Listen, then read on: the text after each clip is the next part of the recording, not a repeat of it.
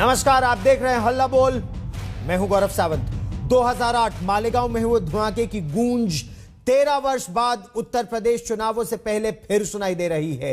एक गवाह ने न्यायालय में सुनवाई के दौरान कहा कि उसे मार पीट कर योगी आदित्यनाथ और इंद्रेश कुमार समेत दूसरे बीजेपी और राष्ट्रीय स्वयंसेवक संघ के नेताओं को फंसाने के लिए महाराष्ट्र एंटी टेरर स्क्वाड ने दबाव बनाया था। आज योगी आदित्यनाथ ने कांग्रेस पर जमकर प्रहार किया। कहा कि कांग्रेस ने हिंदुओं के खिलाफ, हिंदू संगठनों के खिलाफ षड्यंत्र रचा और आतंकवादियों को पनाह दी, शह दी। बीजेपी ने कांग्रेस पर देश के खिलाफ अपराध करने का आरोप लगाया तो कांग्रेस और महाविकास अघाड़ी ने गवाह के बयान बदलने को राजनीति से प्रेरित और उत्तर प्रदेश में होने वाले चुनाव से जोड़ा। इसी पर है आज का हल्ला बोल। कई विशेष मेहमान हमारे साथ जुड़ेंगे, लेकिन उससे पहले देखिए यह रिपोर्ट। उस समय कैसे भारतीय जनता पार्टी के कार्यकर्ताओं को, नेताओं को, राष्ट्रीय स्वयंसेवक संघ के नेताओं को, हिंदू नेताओं को कैसे लोग झूठे मुकदमों में फंसाने का कार्य कर रहे थे। आपने मालेगांव विस्फोट के मामले में देखा होगा। कांग्रेस की शरारत देश के खिलाफ एक अपराध है। फर्रुखाबाद की चुनावी रैली में यूपी के मुख्यमंत्री कांग्रेस पर जमकर बरसे। सीएम योगी ने देश की सबसे पुरानी पार्टी पर एक बार फिर हिंदू विरोधी होने का आरोप लगाया। आतंकवादियों को प्रेरित और पोषित करने वाली ये कांग्रेस देश के साथ कैसे खिलवाड़ कर रही है, ये किसी से छुपा हुआ नहीं है। पहले जब सत्ता में थे तब उन आतंकियों को प्रेरित और प्रोत्साहित करते थे और हिंदू संगठनों पर झूठे मुकदमे दर्ज करते थे। अचानक कांग्रेस के खिलाफ योगी की जुबान से बरसती आग और हिंदू आतंकवाद को लेकर कांग्रेस को घेरने की बीजेपी की पुरानी राग की वजह है मालेगांव धमाके का वो गवाह जो स्पेशल एनआईए कोर्ट में मुकर गया। मालेगांव धमाके के गवाह ने अदालत को बताया कि महाराष्ट्र एटीएस ने दबाव डालकर उससे बयान लिए थे। एटीएस के अधिकारियों ने उसे योगी आदित्यनाथ का नाम लेने के लिए कहा था।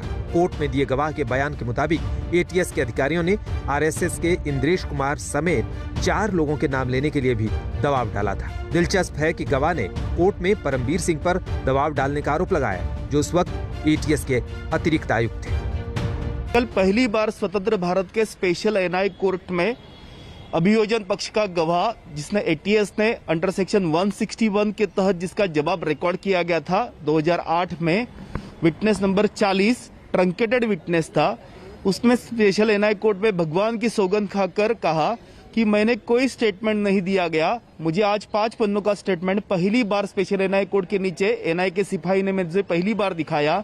जो 5 नाम उसने बताए वो प्रमुखता से स्वामी असीमानंद महाराज, योगी आदित्यनाथ जी, इंद्रेश कुमार जी, देवधर और काका जी, ऐसे नाम एविडेंस के ऊपर कल माननीय न्यायालय ने रिकॉर्ड किए।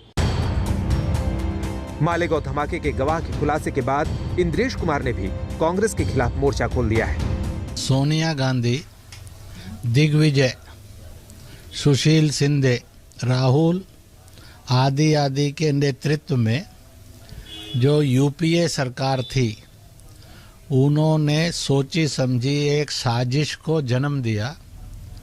भगवा जो श्रेष्ठतम है, सूर्य से है, संतों से है, बुद्ध से है,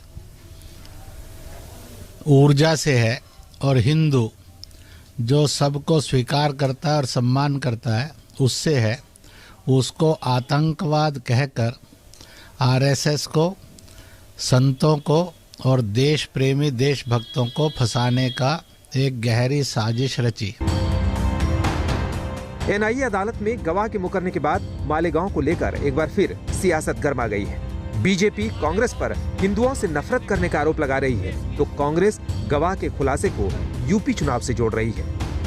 आप सोच सकते हैं हिंदुओं के प्रति कांग्रेस पार्टी के मन में, कांग्रेस पार्टी के मस्तिष्क में किस प्रकार की घृणा रही होगी, और यह षड्यंत्र कितना बड़ा रहा होगा कि इतने वर्षों बाद भी परत दर परत षड्यंत्र के पत्ते खुल रहे हैं। हिंदुओं के खिलाफ षड्यंत्र। उत्तर प्रदेश का चुनाव का एक माहौल शुरू हो चुका है। कहीं न कहीं भारतीय जनता पार्टी इस तरह की बातें, इस तरह के गवाहों को हॉस्टाइल करवाकर और कहीं न कहीं एक नई बहस छिड़वाकर योगी आदित्यनाथ जी को क्लीन चिट दिलाने की कहीं न कहीं एक कोशिश है। और जो लोग उस समय, मेरा सवाल है कि इस तरह के गवाह आज इतने साल के बाद क्यों हॉस्टाइल हो रहे हैं। मुंबई से करीब 200 किलोमीटर दूर मालेगांव में 29 सितंबर 2008 को विस्फोट में 6 लोगों की मौत हो गई थी। ये पहला मौका था जब कांग्रेस ने हिंदू आतंकवाद की बात की थी। ब्लास्ट के 13 साल बीत गए हैं, लेकिन हिंदू आतंकवाद पर सियासी धमाके की गूंज अब भी नहीं थमी है। आज तक ब्यूरो।